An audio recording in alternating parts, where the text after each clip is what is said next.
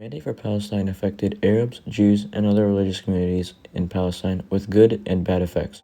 Arabs, despite making up the supermajority of Palestine, were ushered out of control by the British following the end of World War I. The Palestine region was formerly controlled by the Islamic Ottoman Empire. The British stated in 1922 that the region would become a Jewish homeland. The mandate also had good effects, such as guaranteed rights for all religious identities and freedom of travel to their respective holy sites. However, this mandate was met with backlash by the League of Nations, who carefully planned each word of the mandate, with constituents arguing that the Jews don't have the historic right to the land, because they claimed that the Jews could then do whatever they want with the land if they put right instead of connection.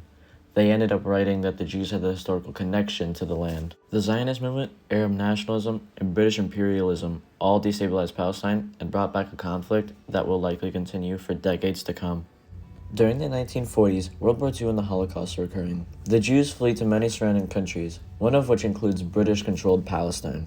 Arabs fought hard against this immigration as they knew of the Zionist movement. With several rebellions going on, the British government issued an immigration restriction for the Jews in an attempt to appease the Arabs. The British are forced to side with one, and their choices are the Western assimilated Jews with European background, with the Arabs who have lived in the Middle East since the early caliphates that sprung out of present-day Saudi Arabia. The obvious pick is the Jews. The Zionist movement is the main cause of the whole sequence of disasters. The Zionist movement was started by Theodor Herzl in the 1890s with the release of the Jewish state. Zionism is Jewish nationalism and support for the establishment of a Jewish homeland in Israel/Palestine. The Zionists started gaining movement in the 30s and 40s, with the majority of Jewish population in Palestine being first-generation immigrants. These immigrants clashed with the native Arabs and forced the British to crack down. The Zionist movement still remained strong, which also backfired, causing Arab nationalism. These two movements were not able to coexist for obvious reasons. Two different groups craving the same land is sure to spark conflict. The Zionists were lucky with the fact that the Western world ended up supporting their cause.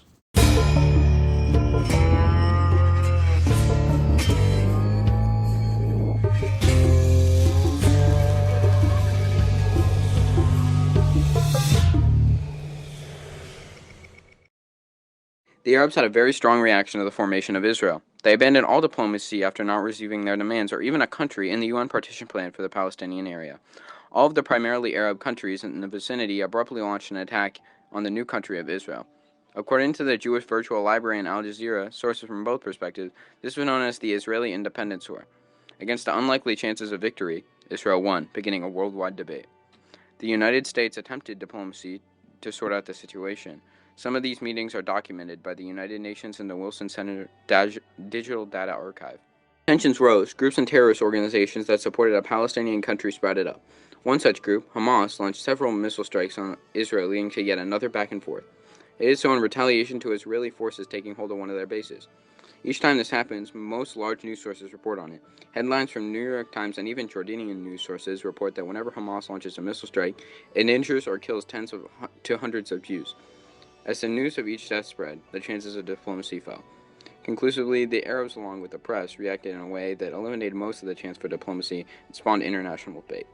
The Jews' reaction, on the other hand, was only strong within Israeli and ex-Palestinian cities at first. They were reportedly non-violent, according to some news sources, such as the Movietone News from the UK. Movietone also said, quote, "And their rejoicing was obviously a spontaneous affair. Such was the immediate Jewish reaction in Jerusalem, and it was the same in Tel Aviv and elsewhere." End quote. However, news reports made a large impact on how the conflict has played out. Both sides' choice of violence and refusal of diplomacy as a solution to the conflict was a big contributor to the worldwide debate that continues today. We can see this by looking at recent articles from Western news sources, such as the New York Times and BBC. Jewish leaders were generally happy that they now had their own country and the land ownership of Jerusalem. In fact, in their Declaration of Establishment, recorded in the Jewish Virtual Library, says some of the problems that would be solved by the formation of Israel as a home for Jews. However, when the surrounding Arab countries attacked, there was cause for concern. Israel ended up winning the battles for independence, if only with the help of military support from Western nations such as the United States. The Six-Day War, named for its extremely short length, broke out in 1967. According to the Israeli Ministry of Foreign Affairs, it was caused by a Syrian-Egyptian military pact that was soon joined by Jordan and Iraq. Pictures of bad conditions within Israel during the time are housed in the Library of Congress, and recorded discussions between the Israeli officials and the situations during the war are digitally archived by the Wilson Center. Israel won against the Arab countries once again and gained control of the Sinai Peninsula. After this war, Arab terrorist groups began to form in support of Palestine. Similarly, Israel began to prioritize its military strength, as they won subsequent confrontations with Arab militant groups like Hamas. Each time peace was offered up by the Arabs, Israelis turned it down. Israel's lack of action for many years suggests that they had no intention of debating over their land. That was until Hamas put on the pressure with missile strikes. Each time Hamas launches missiles, the Jews retaliate and kill many Arabs. It's safe to say that although the Jews had predictably positive reaction getting their own country, their later actions and reactions were detrimental in Israeli-Palestinian debates and quest for diplomacy. Intense debate and failed diplomacy between Israel and the Arabs are evident today. Years like 2011, 2014, and 2021, there have been missile strikes by the Arab political and terrorist group Hamas into Israel. Each time this sparks a response from Israel, causing hundreds of deaths and thousands of injuries. These are recorded in the Global Conflict Tracker, and you can be seen any day. The United States has attempted to broker peace between the two parties. In a 2003 meeting with Israel, Arabs proposed that the conflict end, that peace would be established, and that the formation of a formal country Palestine would finally happen. Israel rejected the idea outright in fear that the treaty would be broken yet again by Hamas. The rejection is recorded in news around the world, such as the Concord Monitor and New York Times. One of these reports by the Concord Monitor says that Yasser Arafat wants to reach the truce with Israel. His national security advisor said Tuesday, but Israeli officials brushed aside yet another offer and demanded that the true Palestinian Authority crack down on militant groups. More recently, Palestine rejected the plan. According to the Global Conflict Tracker, in January 2020, the Trump administration released its long-awaited Peace and Prosperity Plan, which was rejected by the Palestinians due to its support for the future Israeli annexation of settlements in the West Bank and control over an undivided Jerusalem. Approach from other previous administrations with a few minor departures. A few include working with other influential powers in the debate, such as Russia, the belief that both parties deserve equal in security and freedom, and the idea of working with Palestinians to find a solution. In other events, one primarily Arab country, the United Arab Emirates, signed a treaty with Israel. This rare interaction between Arab country and Israel is recorded in the New York Times.